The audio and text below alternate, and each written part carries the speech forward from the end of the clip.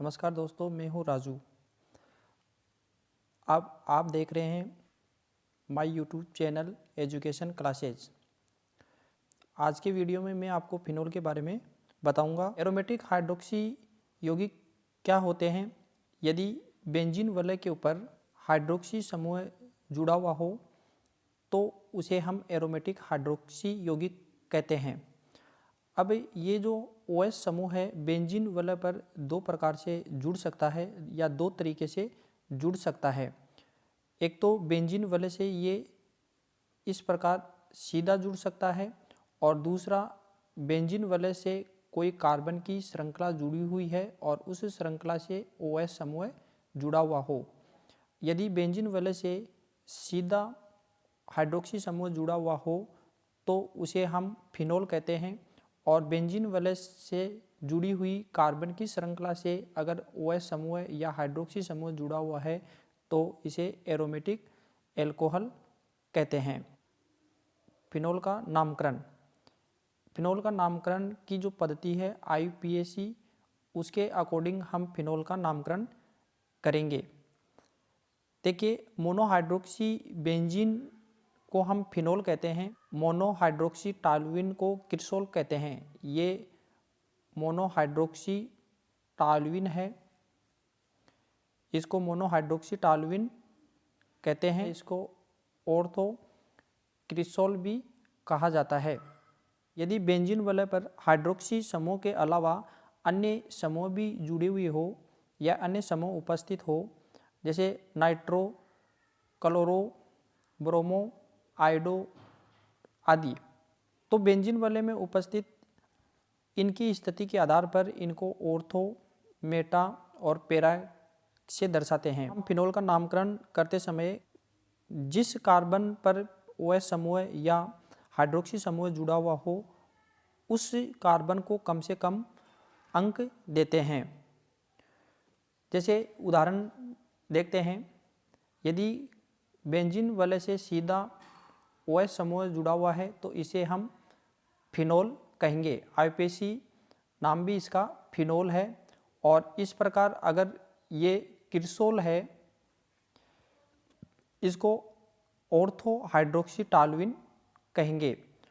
और यहाँ पर ना जुड़ के ये यहाँ पर जुड़ा हुआ हो तो इसे मेटा क्रिसोल कहेंगे और यहाँ पर जुड़ा हुआ हो तो इसे पैरा क्रिसोल कहेंगे। इस प्रकार हमने मोनोहाइड्रोक्सी फिनोल के नामकरण देखे। इसी प्रकार हम डाईहाइड्रोक्सी फिनोल के नामकरण भी देख सकते। इसका जो नामकरण होगा, एक नंबर वाले पर ये हाइड्रोक्सी समूह है और दूसरे नंबर वाले कार्बन पर ये हाइड्रोक्सी समूह है, तो 1,2 डाईहाइड्रोक्सी बेंजीन इसका नाम हो गया। और वैसे इसको केटिकोल भी कहा जाता है, केटिकोल भी कहा जाता है।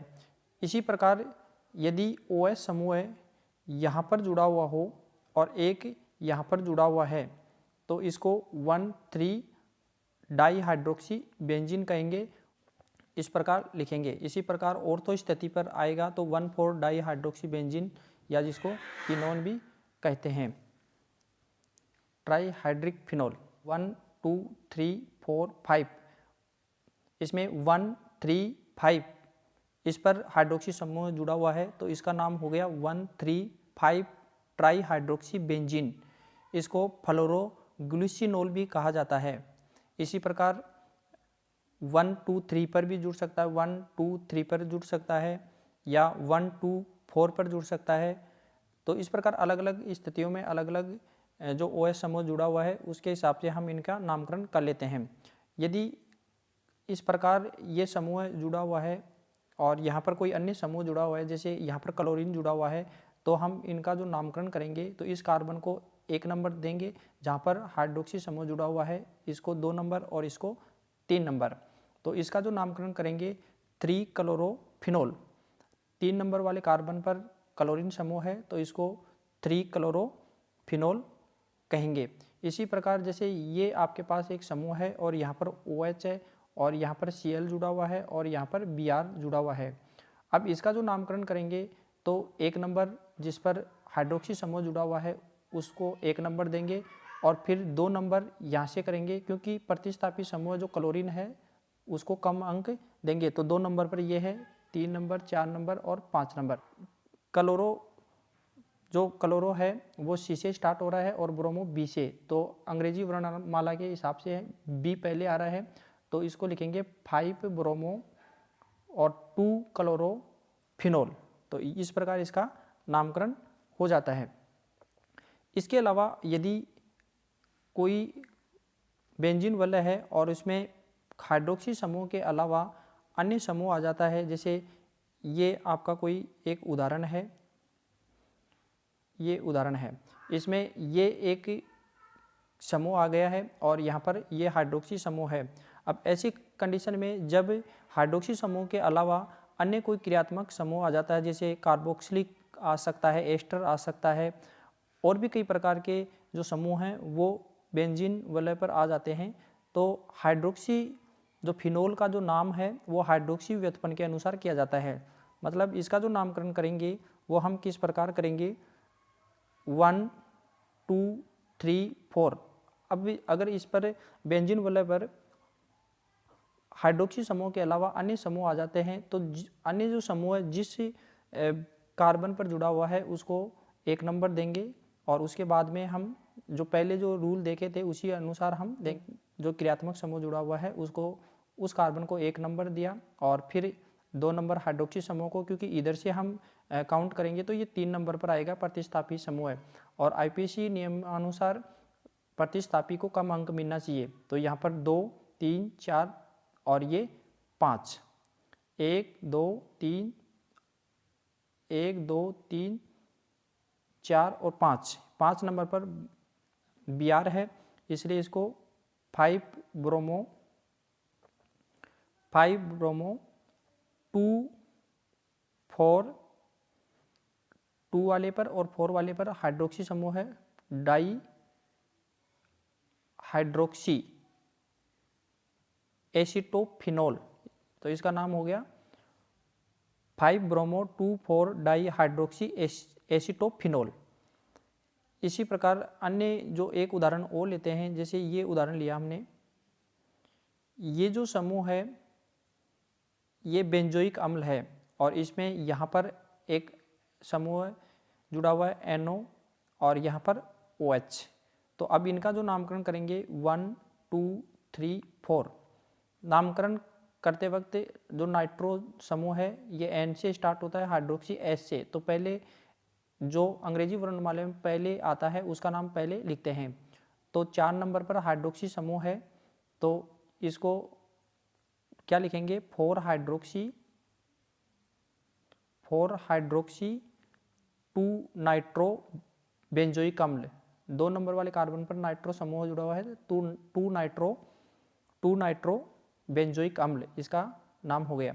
इसी प्रकार और भी उदाहरण ले सकते हैं, जैसे ये उदाहरण लिया हमने, यहाँ पर ये क्रियात्मक समूह है, ये बेंजील्डिहाइड है और यहाँ पर एक समूह OH और दूसरा समूह OH यहाँ पर जोड़ दिया है। तो जिस पर क्रियात्मक समूह जुड़ा हुआ है उसको एक नंबर देंगे, फिर 2 3 4 5। तो इसका जो नामकरण करेंगे 2 5, 2 नंबर वाले कार्बन पर और 5 नंबर वाले कार्बन पर हाइड्रोक्सी समूह जुड़ा हुआ है, तो 2 हो गए, तो डाई हाइड्रोक्सी बेंजीएल्डिहाइड इसका नाम हो गया। तो इस प्रकार हम जो फिनोल है उसका नामकरण कर सकते हैं। यदि फिनोल समूह के अंदर कोई भी क्रियात्मक समूह है, हाइड्रोक्सी समूह के अलावा अगर कोई क्रियात्मक समूह है, तो जो फिनोल है उसको हाइड्रोक्सी व्युत्पन्न माना जाता है, और जब नंबरिंग करते हैं तो उस कार्बन को कम से कम अंक दिया जाता है जिस पर क्रियात्मक समूह उपस्थित हो। तो मुझे आशा है कि आपको फिनोल नामकरण है वो समझ में आया होगा, और फिनोल का जो इंट्रोडक्शन है वो भी आपको समझ में आया होगा। फिनोल के अंदर जो आपने फिनोल यानी OH समूह के आधार पर इसको मोनो, डाई, ट्राई इस प्रकार विभाजित कर सकते हैं। अगर एक ही हाइड्रोक्सी समूह जुड़ा हुआ है बेंजीन वाले से तो मोनो हाइड्रोक्सी फिनोल कहेंगे, और 2 जुड़े हुए हैं हाइड्रोक्सी समूह तो उसको डाई हाइड्रोक्सी, और 3 जुड़े हुए हैं तो ट्राई हाइड्रोक्सी फिनोल कहेंगे। तो इस प्रकार हम फिनोल का वर्गीकरण भी कर सकते हैं। यदि आपको ये वीडियो अच्छा लगा है तो चैनल को सब्सक्राइब कर लें। आगे आने वाले जो भी वीडियो हैं वो आपको सबसे पहले प्राप्त हो सके। और आपको यदि PDF प्राप्त करनी है तो हमारे टेलीग्राम चैनल को ज्वाइन कर सकते हैं। इस चैनल से आपको प्रैक्टिकल फाइल, जो इम्पोर्टेंट क्वेश्चन, जो भी BSc के अंदर first year second year final decree वाले और जो BSc BEd कर रहे हैं उनके लिए आपको समय समय पर नोट्स की PDF और कुछ परीक्षा की दृष्टि से जो अच्छी सामग्री है जिनको पढ़कर या उन वीडियो को देखकर आप अपने एग्ज़ाम में सफलता पा सकते हैं। सब्सक्राइब कर लें। Thank you for watching.